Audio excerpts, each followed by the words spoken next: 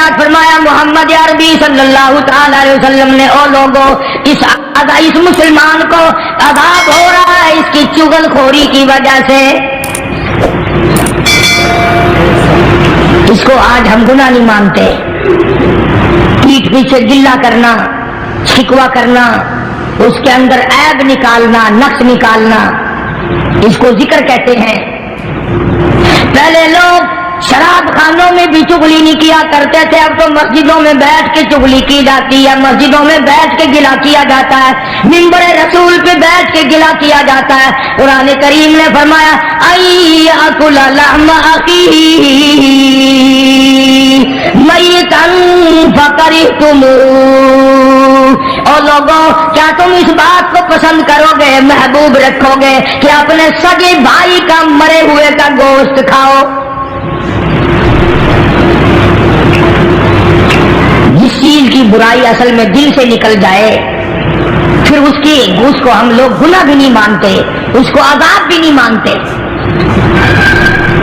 فرمایا ایاکل لحم اخیہ,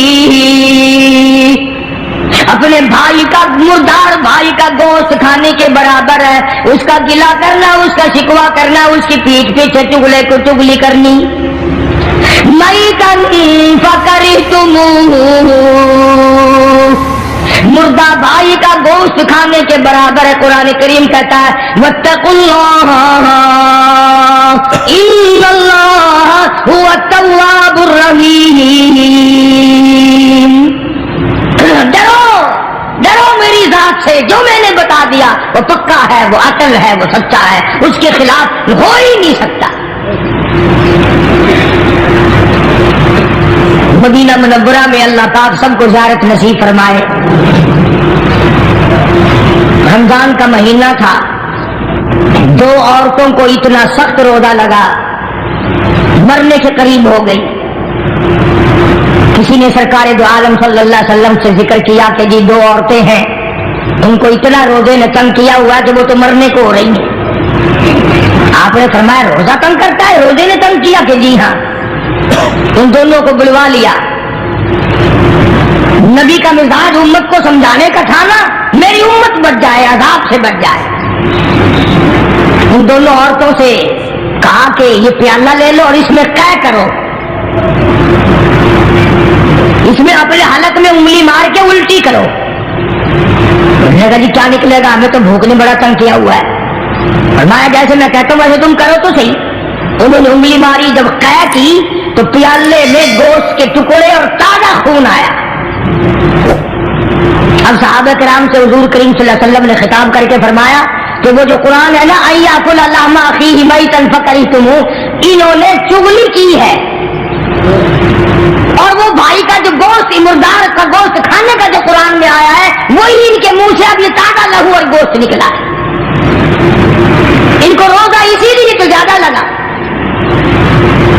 عموماً پرہیزگار متقی لوگ جو سارا دن رمضان میں قرآن کریم کی تلاوت کرتے ہیں, اللہ اللہ کرتے ہیں, عبادت کرتے ہیں, درود شریف پڑھتے ہیں, یقین کرو ان کو روزہ کچھ کہتا ہی نہیں. جو واہی تباہی بکواس خرافات ان کو اتنا تنگ کر دیتا ہے, وہ ہر روز سوچتے ہیں کہ کل کو نہیں رکھوں گا. تو 2 صحابی 2 مسلمانوں کی قبر پہ کھڑے ہو کر حضور کریم صلی اللہ علیہ وسلم نے فرما دیا کہ اس ایک قبر والے کو جو عذاب ہو رہا ہے یہ پیشاب کی چھینٹوں سے نہ بچنے کی وجہ سے ہو رہا ہے, اور دوسرے کو چغل خوری کی وجہ سے ہو رہا ہے. قرآن کریم نے بھی صاف صاف فرما دیا کہ لوگوں کسی کا گلہ نہ کر, کسی کا شکوہ نہ کر, کسی کی عیب جوئی نہ کر. شیخ اتار کہتا کہ روزہ بعد غیبت مردم ببند, روزہ بعد غیبت مردم ببند, تا نبی نی دست پائے خود ببند. جا اپنی زبان کو لوگوں کے گلے, لوگوں کے شکوے سے بند کر, تاکہ کل قیامت میں تیرے ہاتھ پاؤں آگ کی زنجیروں میں نہ جکڑے جائیں. اللہ والوں کی باتیں. یہی شیخ اتار فرید الدین رحمت اللہ علیہ کہتا ہے خاطر کسر مرنجا اے پسر, خاطر کسر مرنجا اے پسر, ورنہ نہ خردی زخم بر جان و جگر، کہتا ہے کسی کے دل پہ تیر نہ چلا، گھائل نہ کر ورنہ تجھے بھی یوں تیر لگیں گے۔ اور ہمارے یہاں درس نظامی میں عربی مدارس میں کتاب پڑھائی جاتی ہے کافیہ، نحو کی کتاب ہے، جس میں ایک شعر لکھا ہے جراحت السنان لہل تیامہ، جراحت السنان لہل تیامہ ولا یلتام جراحت اللسانہ۔ ترجمہ یہ ہے عربی شعر کا کہ تلوار اگر کسی کے مار دو تو تلوار کا زخم مل جاتا ہے، زبان سے کسی کو غلط بات کہہ دو اس کا زخم قبروں تک نہیں ملتا۔ اور یہی وجہ ہے کہ محمد عربی صلی اللہ علیہ وسلم نے ایک عجیب بات فرمائی، اللہ اکبر، کیا کیا اعزاز بخشے ہیں کالی کملی والے صلی اللہ علیہ وسلم کو میرے پروردگار نے۔ ارشاد فرمایا حضور کریم صلی اللہ علیہ وسلم نے دو چیزوں کی ضمانت تم دے دو، ایک چیز کی ضمانت تمہیں میں دے دیتا ہوں۔ اعلان فرمایا، سر میدان فرمایا، دو چیزوں کی ضمانت مجھے تم پکی ٹھکی دے دو، ایک چیز کی ضمانت تمہیں میں دے دیتا ہوں۔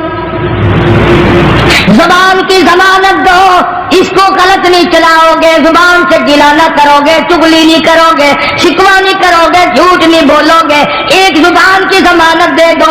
ایک جو تمہاری نفسانی خواہشات کی جگہ ہے اس کی ضمانت دے دو، غلط طریقے سے استعمال نہیں ہوگی، غلط طریقے سے استعمال نہ کی جائے گی، یہ شہوت کی جگہ۔ فرمایا لوگوں ان دو چیزوں کی ضمانت تم دے دو، جنت الفردوس کا ضامن تمہارے لیے میں بن جاتا ہوں۔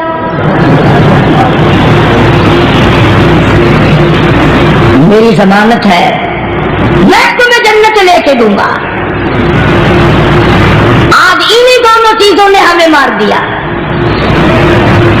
گھر میں کیسی خوبصورت بیوی ہو لیکن چوڑی جو کوڑا اٹھانے صفائی کرنے بھنگن آتی ہے اس کی طرف گھور گھور کے دیکھتا ہے۔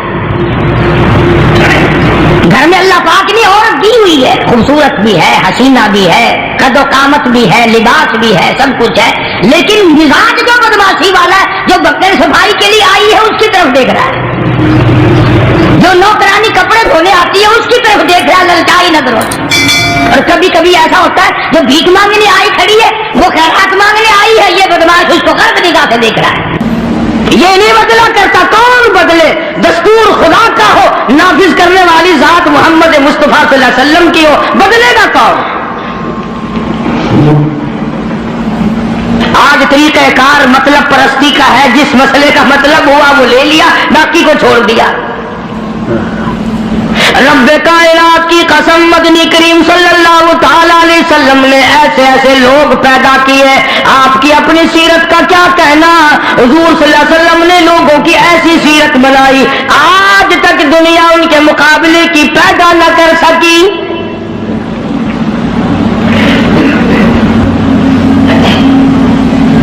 جرأت دیکھیں آپ، بہادری دیکھیں آپ، کیسے کیسے لوگ پیدا کیے۔ جنگ بدر ہے، نہتے مسلمان 2.5-3 برس تک درختوں کے پتے چبا چبا کے گزارے کرنے والے مسلمان،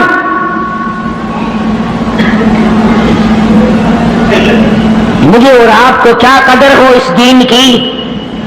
صبح اٹھ کر کے چیکڑے چیکڑے ناشتے کرنے والوں، جاؤ گنبد خضرا کے مکے سے کبھی پوچھ کے آؤ، کالی کملی والے مکے کے اندر تیرے 2.5 برس کس طرح کٹے۔ درختوں کے پتے نہ ملے صحابہ کرام اور صحابیات کو، اور ایک بھی اللہ والا ایسا نہیں